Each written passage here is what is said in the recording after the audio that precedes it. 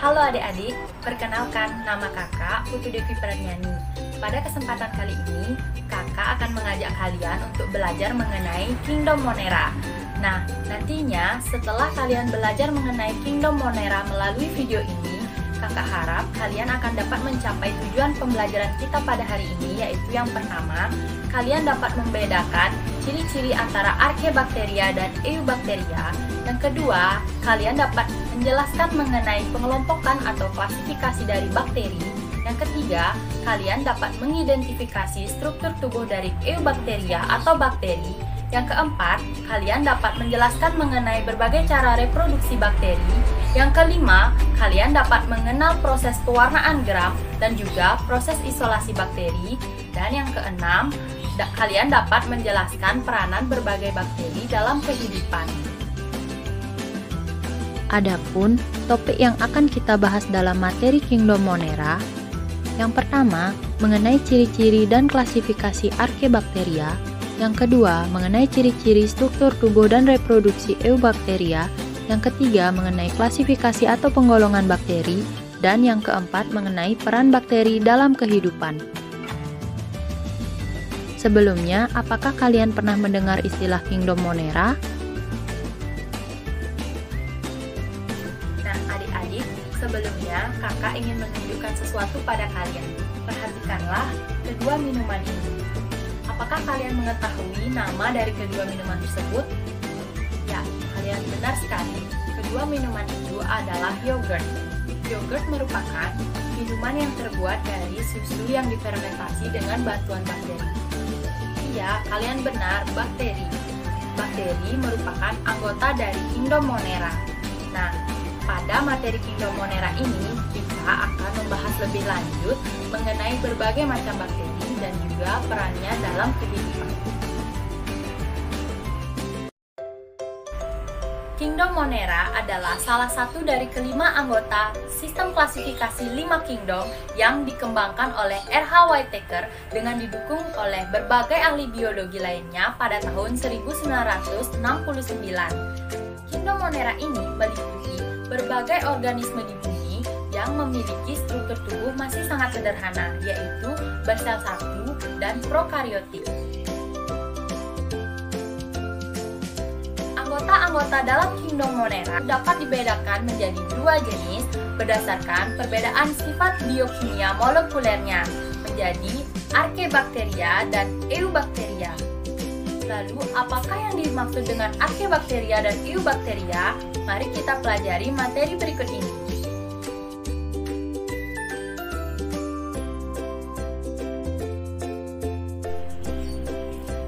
Archaebacteria berasal dari bahasa Yunani archeo yang artinya kuno.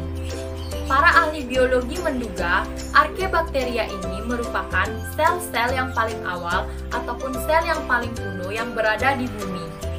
Nah, Archaebacteria ini diduga sebagai organisme paling tua yang hidup di bumi.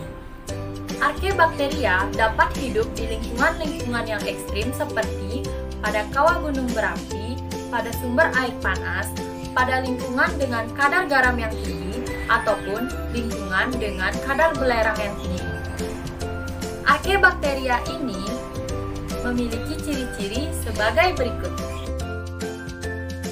Ciri-ciri dari Archaebacteria, yang pertama, Archaebacteria merupakan makhluk hidup bersel satu dan bersifat prokariotik. Yang kedua, dinding selnya tidak mengandung peptidoglikan, akan tetapi membran plasmanya mengandung lipid. Yang ketiga, rata-rata Archaebacteria memiliki ukuran 0,1 mm hingga 1,5 mm. Yang keempat, RNA polimerasenya bisa terdiri dari beberapa jenis. Yang kelima, melakukan reproduksi dengan pembelahan biner, pembelahan ganda, fragmentasi, dan bertunas. Yang keenam, Archaebacteria hidup di lingkungan yang ekstrim, seperti lingkungan dengan suhu yang tinggi, kadar belerang yang tinggi, dan kadar garam yang tinggi.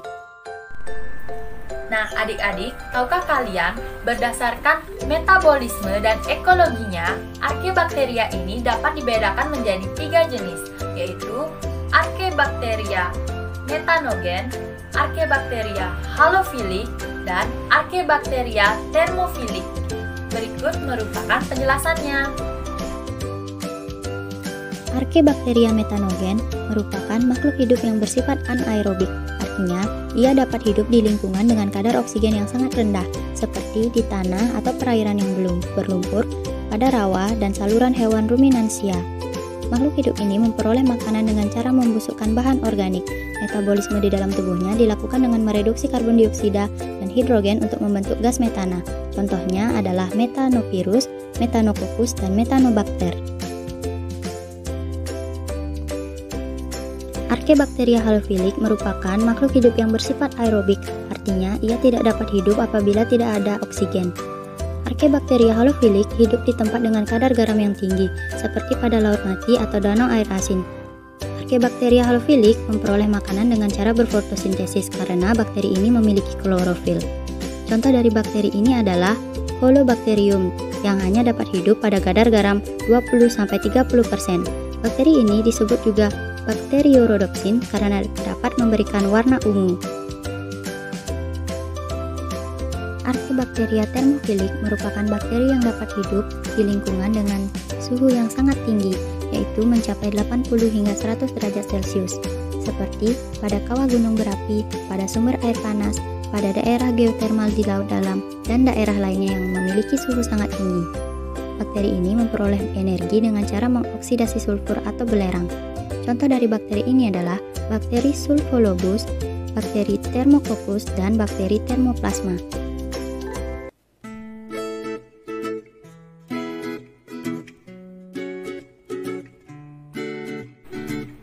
Adik-adik, tahukah kalian, kata Eubacteria berasal dari bahasa Yunani, yaitu dari kata eu yang artinya sejati. Nah, Eubacteria ini juga dikenal sebagai bakteri atau bakteri sejati yang ada di berbagai lingkungan sekitar kita. Berbeda dengan Archaebacteria yang hidup pada lingkungan ekstrim, Eubacteria ini dapat kita temukan pada berbagai lingkungan, seperti pada benda-benda yang ada di sekitar kita ataupun pada tubuh makhluk hidup. Nah, adik-adik, berikut merupakan penjelasan mengenai ciri-ciri Eubacteria. Ciri-ciri Eubacteria. Yang pertama, Eubacteria merupakan makhluk hidup bersel satu dan bersifat prokariotik atau tidak memiliki membran inti. Yang kedua, dinding sel Eubacteria tersusun atas peptidoglikan dan mukopolisakarida. Yang ketiga, membran sitoplasmanya tersusun atas fosfolipid dan protein. Yang keempat, RNA polimerasenya hanya terdiri dari satu jenis. Yang kelima, ukuran selnya berkisar 1-5 μm. Yang keenam, bakteri ini melakukan reproduksi dengan cara aseksual, yaitu dengan membelah diri.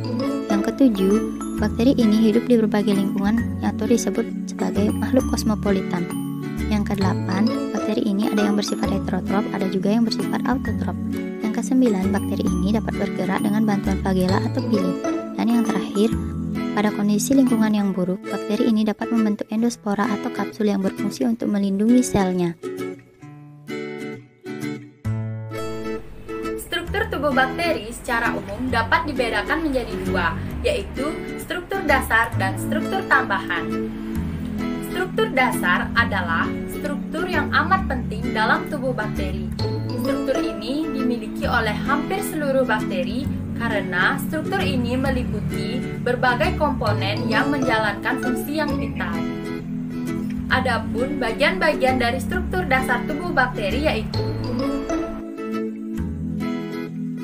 Struktur dasar pada sel bakteri terdiri atas yang pertama ada dinding sel, membran plasma, sitoplasma, ribosom, mesosom, plasmid, DNA, dan granula penyimpanan. Dinding sel berfungsi sebagai pelindung dan memberi bentuk pada bakteri. Membran plasma berfungsi dalam mengatur pertukaran zat antara sel dengan lingkungannya. Sitoplasma tersusun dari 80% air, protein, asam nukleat, lemak, karbohidrat, ion anorganik, dan kromatofora. Ribosom tersusun dari RNA dan protein. Ribosom berfungsi dalam sintesis protein. Mesosom merupakan bagian dari membran sitoplasma yang mengalami pelipatan. Mesosom berperan dalam sintesis dinding sel serta pada pembelahan nukleus atau inti sel. Plasmid merupakan organel berbentuk seperti cincin, terdapat di dalam sitoplasma dan berfungsi sebagai alat pertahanan sel terhadap lingkungan yang ekstrem. DNA merupakan materi pembawa informasi genetik. DNA bakteri berfungsi dalam mengatur proses-proses yang terjadi di dalam sel bakteri. Granula penyimpanan berfungsi sebagai tempat menyimpan cadangan makanan yang dibutuhkan.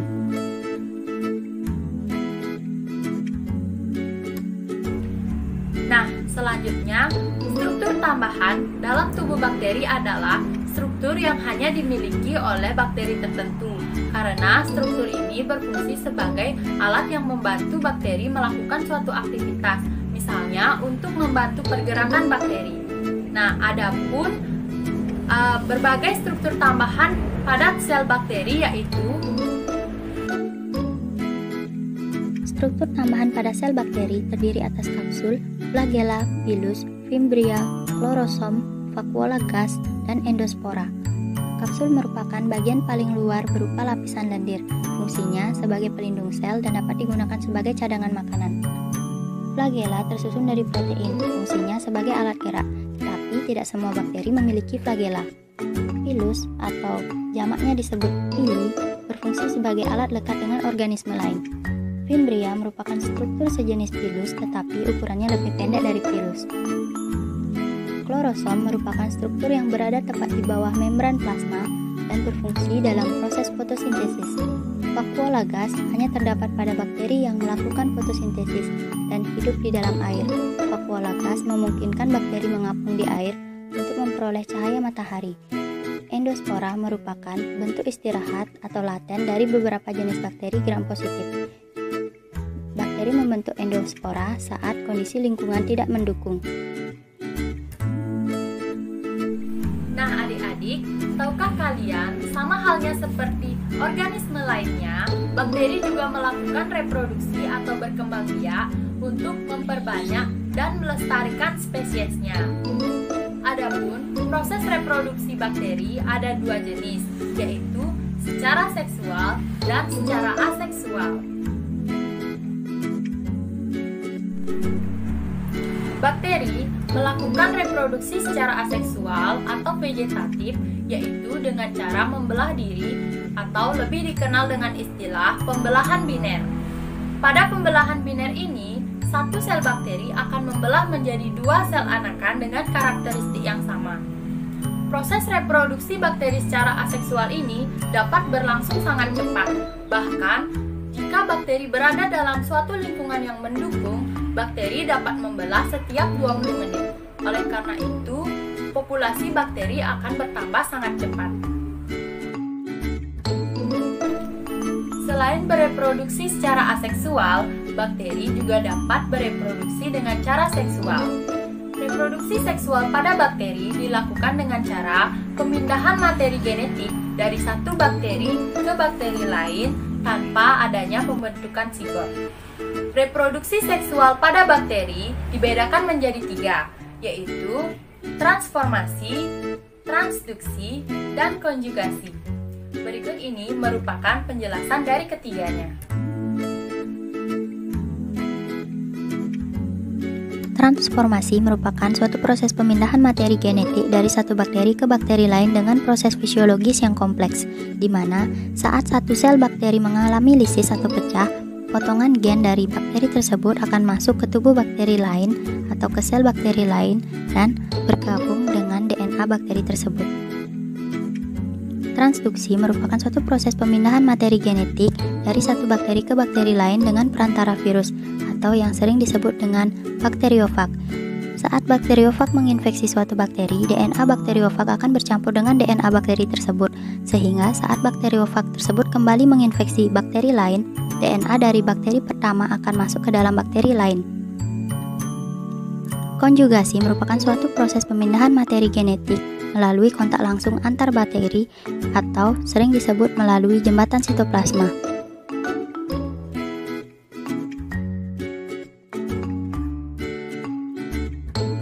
Adik-adik sekalian, tahukah kalian di lingkungan sekitar kita ini ada berbagai macam bakteri? Bakteri-bakteri tersebut dikelompokkan berdasarkan kategori tertentu untuk mempermudah dalam mempelajarinya. Adapun pengelompokan bakteri berdasarkan berbagai hal, yaitu berdasarkan bentuknya, berdasarkan jumlah dan letak flagellanya, berdasarkan kebutuhan bakteri terhadap oksigen, dan yang terakhir berdasarkan cara bakteri tersebut dalam memperoleh makanan. Nah, untuk lebih jelasnya, mari kita simak materi berikut ini. Berdasarkan bentuknya, bakteri ada yang berbentuk bulat atau kokus, ada yang berbentuk batang atau basil, dan ada juga yang berbentuk spiral. Berdasarkan jumlah dan letak flagelanya, ada bakteri yang tidak memiliki flagela, ada yang memiliki flagela hanya pada salah satu ujung selnya, ada yang memiliki flagela di kedua ujung selnya, dan ada juga yang memiliki flagela di seluruh tubuhnya. Berdasarkan kebutuhannya terhadap oksigen, bakteri dibedakan menjadi dua, yaitu bakteri aerob yang membutuhkan oksigen dan bakteri anaerob yang tidak membutuhkan oksigen. Bakteri anaerob dapat dibedakan menjadi dua, yaitu anaerob obligatif yang tidak membutuhkan oksigen dan anaerob fakultatif yang dapat hidup dengan atau tanpa oksigen. Berdasarkan caranya memperoleh makanan, bakteri dibedakan menjadi dua, yaitu bakteri autotrof yang dapat menyintesis makanannya sendiri dan bakteri heterotrof yang bergantung pada organisme lain. Nah, adik-adik, selanjutnya kakak akan menampilkan materi tentang isolasi bakteri dan pewarnaan gram pada bakteri. Isolasi bakteri adalah suatu proses mengambil bakteri dari medium atau lingkungan asalnya, kemudian menumbuhkannya di medium buatan sehingga diperoleh biakan yang murni. Ada beberapa cara yang umum dilakukan dalam isolasi bakteri, yaitu cara goresan atau stick plate, cara tuang atau pour plate, dan cara sebar atau spread plate. Metode gores dilakukan dengan menggoreskan suspensi yang mengandung mikroba pada suatu medium agar kemudian diinkubasi sehingga bakteri akan tumbuh mengikuti pola goresan. Metode tuang dilakukan dengan cara menginkubasi medium agar yang sedang mencair pada temperatur 45-50 derajat Celcius dengan suspensi bahan yang mengandung mikroba, kemudian menuangkannya ke dalam cawan Petri steril. Setelah diinkubasi, maka bakteri akan tumbuh di medium agar. Teknik sebar atau spread plate merupakan teknik isolasi mikroba dengan cara menginokulasi kultur mikroba secara pulasan atau sebaran di permukaan media agar yang telah memadat. Metode ini dilakukan dengan mengencerkan biakan kultur mikroba sehingga menghasilkan koloni terpisah, yaitu 30-300 koloni yang memungkinkan untuk dihitung. Pewarnaan gram merupakan salah satu teknik pewarnaan yang digunakan untuk mengelompokkan atau mengklasifikasikan bakteri menjadi dua golongan, yaitu bakteri gram positif dan bakteri gram negatif. Teknik ini ditemukan oleh seorang ahli bakteriologi Denmark bernama Hans Christian Joachim Gram pada tahun 1884. Dalam proses pewarnaan gram, olesan bakteri yang sudah terfiksasi akan diberi berbagai larutan seperti zat berwarna kristal violet, larutan iodin, larutan alkohol atau zat pemucat, dan pewarna yang berlawanan seperti warna safranin atau air fusin untuk mengidentifikasinya. Adanya perbedaan struktur kimiawi dinding sel bakteri akan menyebabkan perbedaan warna yang muncul pada bakteri. Berdasarkan hasil pewarnaan gram, bakteri dibedakan menjadi dua, yaitu bakteri gram positif dan bakteri gram negatif.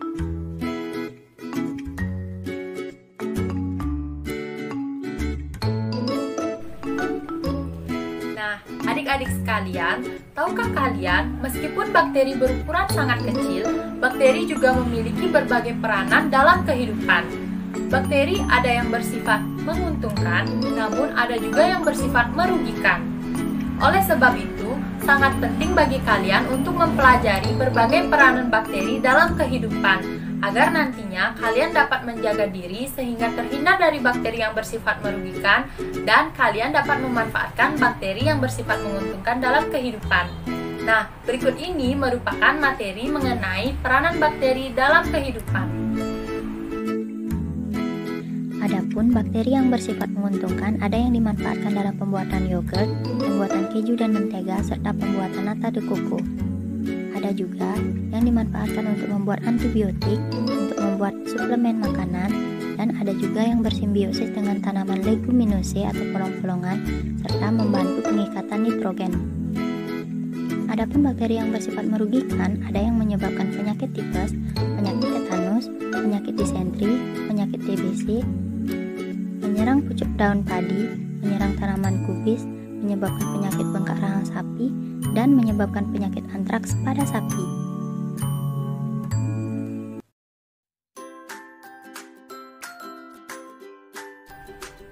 Nah, bagaimana adik-adik? Seru kan belajar mengenai Kingdom Monera?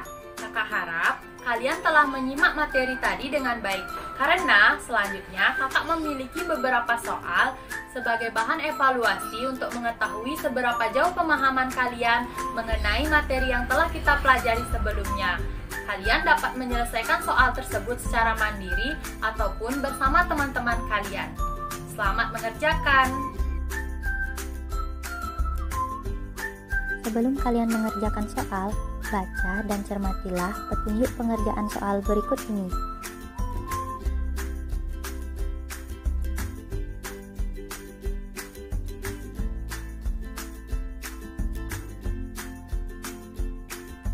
Kemudian, jawablah soal-soal yang ada di bawah ini.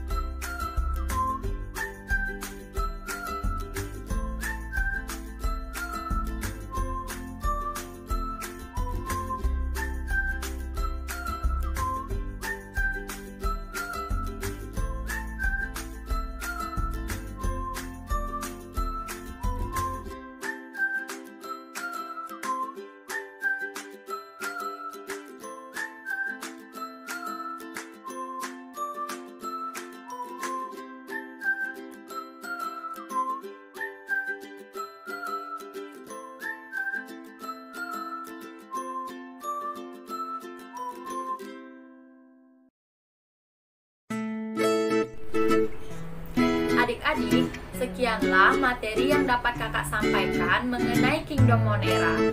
Kakak ucapkan terima kasih kepada kalian yang telah menyaksikan video ini. Kakak harap video ini dapat membantu kalian dalam mempelajari materi Kingdom Monera. Jangan lupa untuk selalu giat belajar ya. Kakak mohon maaf apabila dalam video ini masih terdapat banyak kekurangan. Sampai jumpa di lain kesempatan.